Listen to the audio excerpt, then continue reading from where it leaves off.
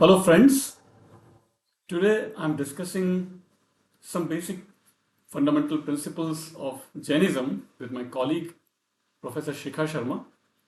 So let's begin. Welcome, Shikha. So my first question is, what is the difference between Keval Gyan and Moksha in Jain tradition? Is it similar to the notion of Jivan Mukti and Videha Mukti in Hindu tradition? Yes, there's a slight difference between Hinduism's Videha Mukti idea and Jainism's Keval Gyan and Moksha. The difference is when a Tirthankar is born, so there are five important milestones in a Tirthankar's life. When his mother conceives him, that is called as Chavan Kalyan. Chavan Kalyan. Chavan Kalyanak, sorry. Second is Jan Kalyanak, when he is born, when the Tirthankara is born. Now there are 24 total Tirthankaras in one infinite time cycle in Jainism. All 24 are males in Digambar sect from Digambar sect's perspective. There are 23 males and one female from Shwetambar perspective. So when they are born, that is their second milestone. That is their second Kalyanak or Jan Kalyanak it is called. Third Kalyanak is when they renounce their family life, their worldly life and become a monk. That's called as Diksha Kalyanak. Now taking Mahavir's example, the last Tirthankar who was contemporary of the Buddha, he took his renunciation Diksha, he became a monk, a wandering monk, a naked monk, completely naked. He renounced even his clothing. That happened when he was at the age of 30. Now, from his age of 30 to 42.5, for next 12 and a half years, he practiced extreme penance, and then at the age of 42 and a half, he attained what the word that he used, Keval Gyan, which means in English it is often translated as omniscience. He became Sarvagya, omniscient, which means that he could see past, present, and future of all the beings in the universe. Now, Jain universe is a unique concept. Jain universe is in the shape of like this, like as if a cone, a reverse cone, and a expanding cone. It's like two cones put together. That's the Jain universe. So as soon as Mahavir attains Keval Gyan, he's still on the earth. So earth is in the middle of these two cones. Right? One cone is sitting on the other cone. Middle is the earth region. So at the age of 42 and a half, he attains his Keval Gyan, that is omniscience. At the age of 72, he leaves his body and attains moksha. As soon as he attains moksha, from the earth, he goes to the uppermost layer of the Jain universe, which I call as final frontier of the universe. So at the final frontier of the universe, in the Jain term, it's called as Siddha Shila. All the siddhas, all the accomplished souls reside in the Siddha Shila forever. So even after they attain moksha, they do not merge with any Brahman. There is no idea of Brahman in Jain tradition. So each soul remains distinct and separate forever until infinity in that Siddha Shila in the final frontier of the universe. So the difference between Keval Gyan and Moksha, your question, if I can answer now with all this background, at the age of 42.5, Mahavir attains Keval Gyan. At the age of 72, Mahavir attains Nirvana or Moksha. Also, interestingly, when Mahavir leaves his body, that is the Diwali night. That is the Diwali day or Diwali night. So Hindus are celebrating Diwali because Ram, Lakshman and Sita came back to Ayodhya. Jains celebrate Diwali because Mahavir attained the highest attainable goal of a human soul, that is moksha. So Jains also celebrate Diwali, but for a different reason. Hindus celebrate Diwali for a different reason. Jains are not mourning his death. Jains celebrate because Mahavir attained moksha. That's the highest goal, highest role model that continues to inspire Jains even today after 2500 years. So that is the whole idea of Nirvana, Moksha. Nirvana and Moksha are synonymous, but Keval Gyan is different in Jain tradition. In Hinduism, one can be liberated being even with his body.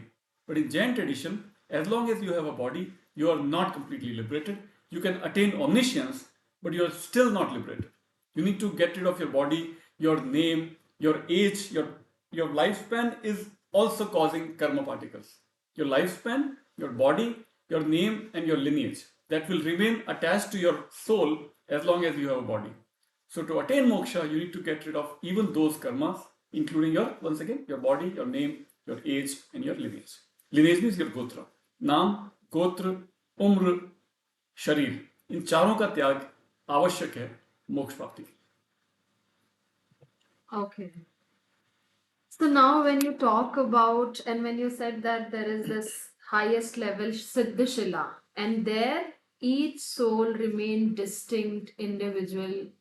So what is the nature of soul in Jain tradition?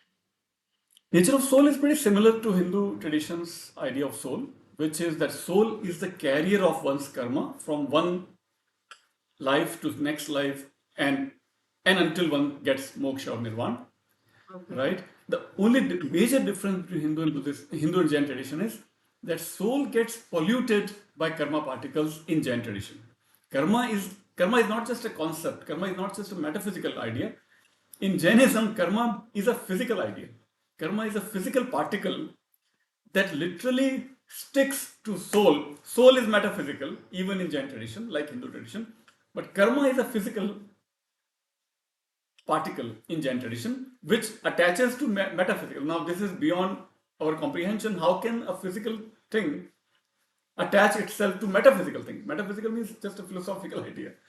But karma is a physical idea in Jain tradition, physical thing in Jain tradition. So, physical thing pollutes a metaphysical idea in Jain tradition, and that's how soul gets polluted. So, to attain moksha, you need to get rid of every particle from your soul, including the particle that is causing your, like I said, even your age, your name, your lineage, and so on. So that is the difference between soul in Jainism and soul in Hinduism. Now you said that karma is basically, it's like a sticky particle. Yes. So if it is attached to your soul, you are away from that ideal of moksha. Correct. So to attain moksha, what sort of actions are prescribed in Jain tradition? Because Yes. even to attain moksha, you will be doing something, right? Some sort of action. Yes.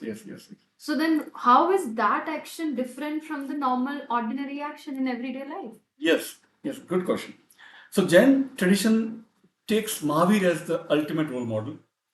Like I was explaining, Mahavir, when he renounces his worldly life, he was born as a prince, Vardhaman, and his father was Siddharth, his mother was Trishula. He renounces his family, his palace, even his clothing at the age of 30.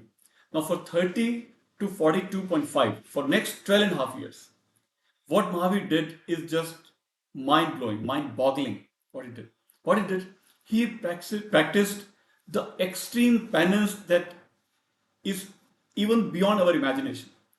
He renounces his clothing. He renounces every single food particle that we ingest for our daily survival. He renounces any water or any drink, any liquid.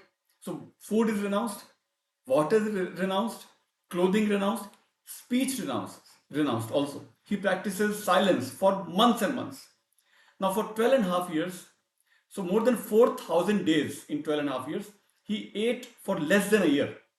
So he ate for around 350 days out of more than 4,000 days. So less than 10% of his time for that 12.5 years, he took some food. What did he eat? He ate some dates, that is khajur. He took some pulses, and that's it. No wheat, no rice, nothing. Very, very minimal food he took. So what he would do is, what now we know as intermittent fasting. Mahavir was one of the first earliest historical person who practiced intermittent fasting. But what kind of intermittent fasting he practiced? He would eat for one day, like for example, he would probably take some food, like I said, dates or some pulses for one day. Then he would go hungry for next 30 days, fasting, extreme fasting. Then again, one day of some little food, again next 30 days of fasting. Like that, he practiced fasting for a long, long time.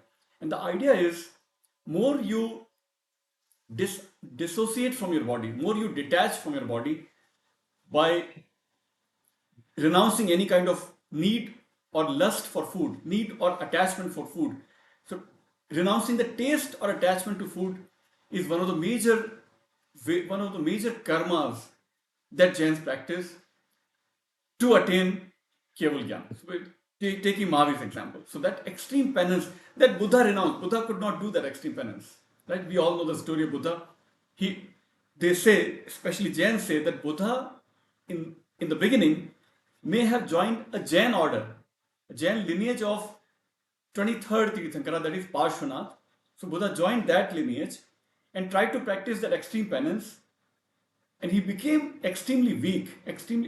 His body is shown in some pictures like a skeleton. He became like a skeleton because he practiced that extreme fasting like Jains do.